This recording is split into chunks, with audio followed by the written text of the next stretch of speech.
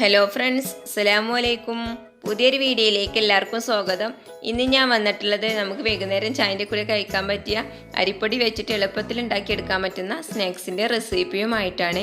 അപ്പോൾ നമുക്കിത് ഉണ്ടാക്കുന്നത് എങ്ങനെയാണെന്ന് നോക്കാം. ആദ്യം ഒരു പാത്രത്തിലേക്ക് 1 കപ്പ് അരിപ്പൊടിയാണ് ഇട്ട് കൊടുക്കുന്നത്. നമ്മൾ പത്തിരിക്കും പിടിയപ്പത്തിനൊക്കെ എടുക്കൂലേ, ആ പച്ചരിപ്പൊടിയായിട്ടാണ് ഞാൻ എടുത്തിട്ടുള്ളത്. വറുത്ത അരിപ്പൊടിയോ വറുക്കാത്തതോ ഏത് വേണമെങ്കിലും എടുക്കാം. ഇനി ഇതിലേക്ക് 1/4 കപ്പ് കടലപ്പൊടിയും കൂടി ചേർത്ത് നന്നായിട്ട് തന്നെ മിക്സ് ചെയ്ത് കൊടുക്കുകയാണ്.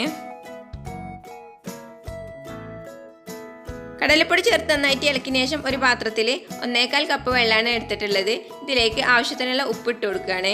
നമ്മൾ എത്രയാണ് അരിപ്പൊടി എടുക്കുന്നത് അതിനേക്കാൾ 1/4 കപ്പ് അധികം എടുക്കുക വെള്ളം. ഇനി അതിലേക്ക് 1 സ്പൂൺ ഓയിലാണ് ഞാൻ ഒഴിച്ചു കൊടുക്കുന്നത്. ഓയിൽ ഒഴിച്ചു കൊടുത്തതിന് ശേഷം വെള്ളം നന്നായിട്ട് തന്നെ തിളപ്പിച്ചെടുക്കുക. വെള്ളം ചൂടായി വരാൻ തുടങ്ങിയിട്ടുണ്ട്. ഇനി ഇതിലേക്ക് ചേർത്ത ഉപ്പ് എല്ലാ ഭാഗത്തേക്കും എത്താൻ വേണ്ടിയിട്ടൊന്ന് ഇളക്കി കൊടുക്കുകയാണ്. വെള്ളം നന്നായിട്ട് തിളച്ച് വരാൻ തുടങ്ങിയിട്ടുണ്ട്. ഇനി തീ നന്നായി കുറച്ചതിന് ശേഷം നമ്മൾ എടുത്തു വെച്ച പൊടികളില്ലേ അതിലേക്ക് ചേർത്ത് കൊടുക്കാം. പൊടി ചേർത്തതിന് ശേഷം ഇതുപോലെ ഇളക്കി കൊടുത്ത് നന്നായിട്ട് തന്നെ വാട്ടിയെടുക്കണം.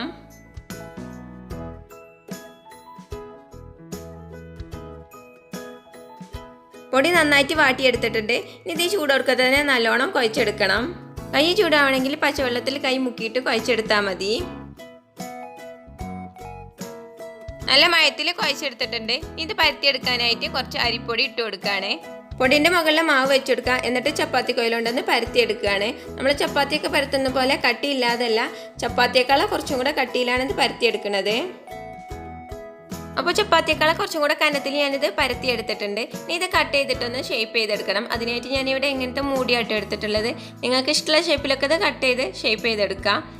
ഈ മൂടി വെച്ചിട്ട് ഞാനിത് മുഴുവനായിട്ട് ഇതുപോലെ ഒന്ന് കട്ട് ചെയ്തെടുക്കുകയാണ്.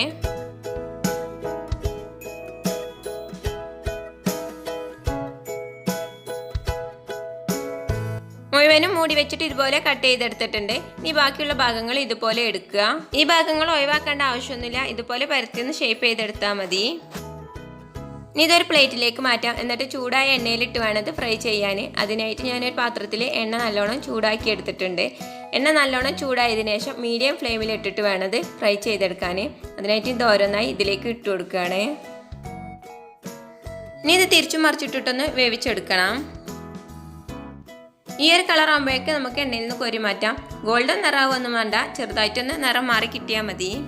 ഇനി ബാക്കിയുള്ളതും കൂടെ ഇതുപോലെ ഫ്രൈ ചെയ്തെടുക്കുകയാണ്. ഇനി ഒരു പാത്രത്തിലേക്ക് 1/2 സ്പൂൺ മുളക് പൊടിയാണ് ഞാൻ ചേർക്കുന്നത്. ഞാനിവിടെ കാശ്മീരി മുളക് പൊടിയായിട്ട് എടുത്തിട്ടുള്ളത്. നിങ്ങളുടെ കയ്യിൽ നല്ല എരിവുള്ളതാണെങ്കിൽ 1/4 സ്പൂണൊക്കെ ചേർത്താൽ മതിയാവും. ഇതിലേക്ക് 2 നുള്ളു ഉപ്പും കൂടെ ചേർത്ത് നന്നായിട്ട് തന്നെ ഇളക്കി കൊടുക്കുകയാണ്.